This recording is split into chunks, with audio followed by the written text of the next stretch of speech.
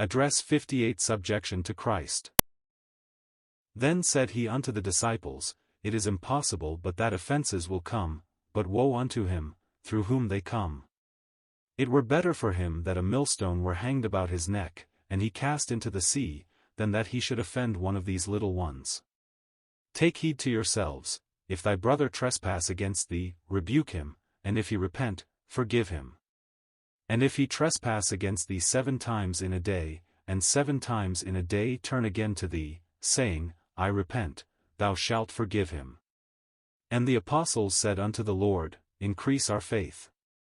And the Lord said, If ye had faith as a grain of mustard seed, ye might say unto this sycamine tree, Be thou plucked up by the root, and be thou planted in the sea, and it should obey you. But which of you, having a servant plowing or feeding cattle, will say unto him by and by, when he is come from the field, Go and sit down to meat? And will not rather say unto him, Make ready wherewith I may sup, and gird thyself, and serve me, till I have eaten and drunken, and afterward thou shalt eat and drink? Doth he thank that servant because he did the things that were commanded him? I trow not.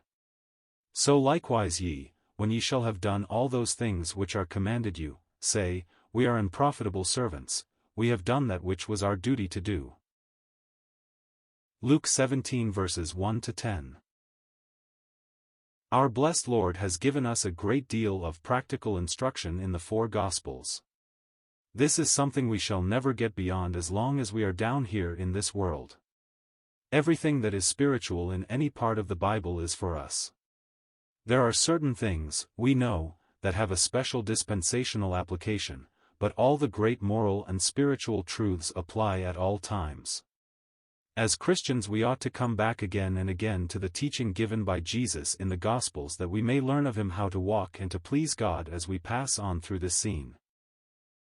He speaks here of 4 different subjects. First he gives us a solemn warning concerning stumbling blocks.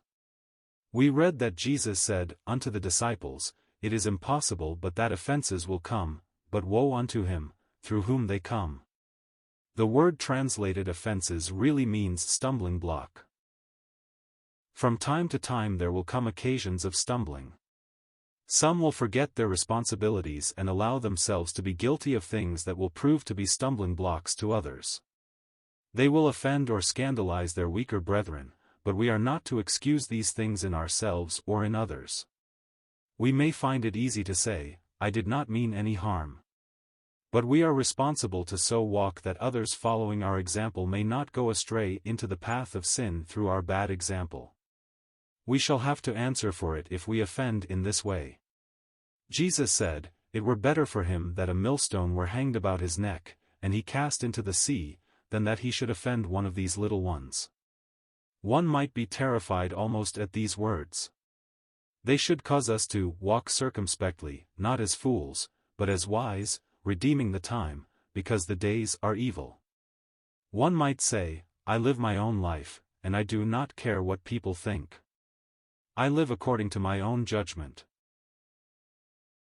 But that is not the Spirit of Christ, and it is not the spirit that should characterize those who profess to be his disciples. There may be many things which we think are all right, but we are to consider our weaker brother. The Apostle Paul dealt with this at great length in his epistles. In Romans 14 verse 21. He said, It is good neither to eat flesh, nor to drink wine, nor anything whereby thy brother stumbleth, or is offended, or is made weak. Hast thou faith? Have it to thyself before God. Do not parade your liberty before another who is likely to be influenced wrongly by your behavior. In the second instance our Lord speaks of the forgiveness of injuries, real or fanciful. In verses 3 and 4 he says, Take heed to yourselves, if thy brother trespass against thee, rebuke him, and if he repent, forgive him. And if he trespass against thee 7 times in a day, and 7 times in a day turn again to thee, saying, I repent, thou shalt forgive him. Let us stop here for a moment. If thy brother trespass against thee, rebuke him. That is, if you feel your brother has said something or done something to injure you, do not talk about it to other people, do not seek some sympathetic person and pour your troubles into his ear, lest in a little while he spread it all through the church.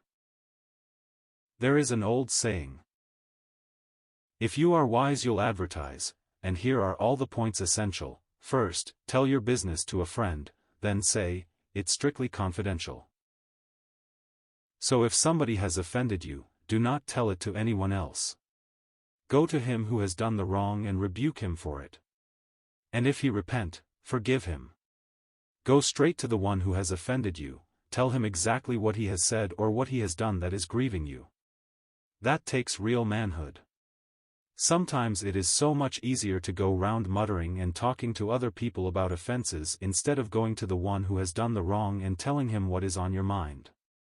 We are great for avoiding our own responsibility. We would rather pass it on to someone else. We would rather bring a charge before the church. But Jesus plainly tells us we are never to bring a matter like that to the church until we have first gone to the person himself. If he trespasses 7 times in a day and says, "I repent," then you are to forgive him.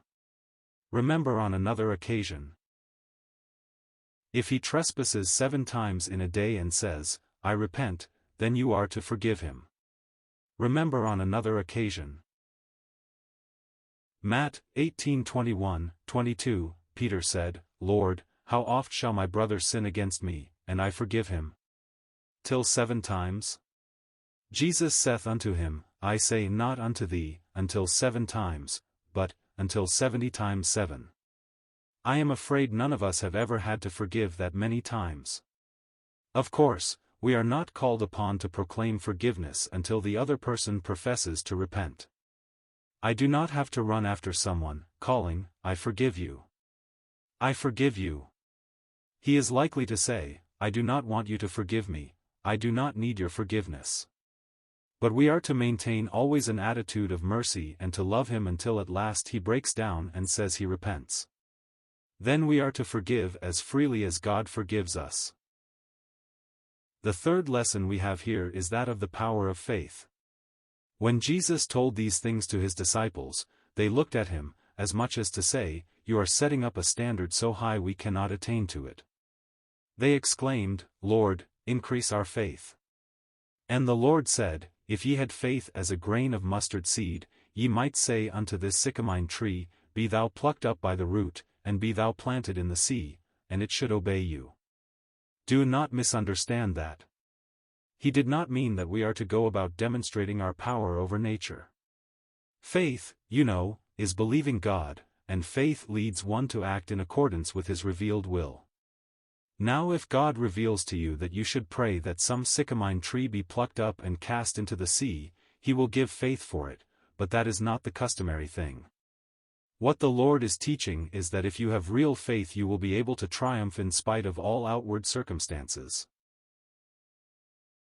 You have heard of the Irishman who said, "I learned to trust God, and he has done such wonderful things for me that if he tells me to jump through a stone wall I'll jump, and I know he will make a way through." But do not jump if God has not told you to do it. Faith leads us to act in accordance with the Word of God, and when we do God can be depended upon to see us through.